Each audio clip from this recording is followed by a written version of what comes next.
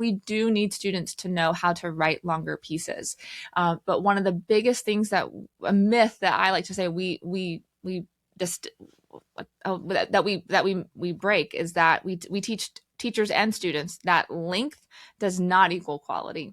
And we want our high schoolers, we want our middle schoolers to know how to write a 3-sentence response that knocks our socks off rather than 3 pages of just fluff, right? We would much rather have that. So we take that feeling of I'm not a good writer because I can't write a lot, and we say, look, that might be the best thing, right? There's an art to brevity and there's a need for it. And so let's focus on that here before we stretch to a length that makes everyone overwhelmed and turns people off from writing. So we use levels so that there is this consistency of how we approach. So short answer responses, essays, we have levels that we call them rather than a grade level attached to it.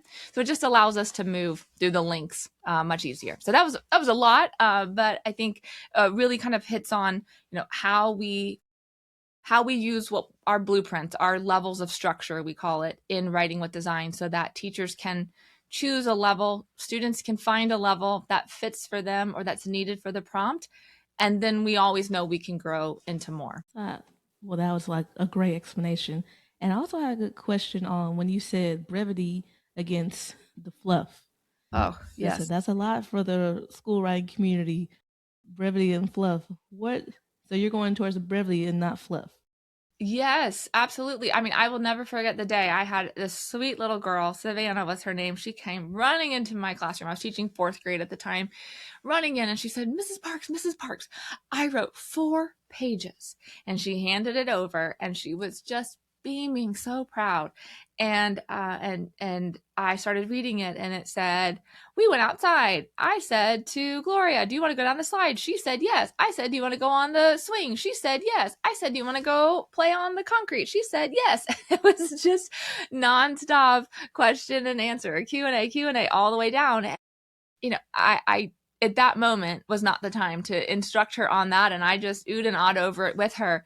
But in my mind, I'm thinking, okay, we got to address how do we do really strong dialogue, and let's work on not having length equal quality. What can I do with this student, with all of my students, to help them understand that length is not what we need in terms of becoming a great writer, so that she could be just as proud when she wrote 4 sentences as she was when she wrote 4 pages. So yeah, I like to say we do like a name that tune approach to writing, so that like if you can write it in 4 sentences instead of 5, and then you think you can write it in 3 instead of 4, write that response, right? Like, how short can we get it, rather than trying to just fill up a page thinking, well, that's what my teacher wants, let me just start at the top and keep writing till I get to the last line, or write the end really large so it fills up the last half of the page. Whatever tricks we've got to kind of feel like we've written more than we have, let's move away from that, and let's work on what are we really saying, what goes into these sentences, how can we make them stronger,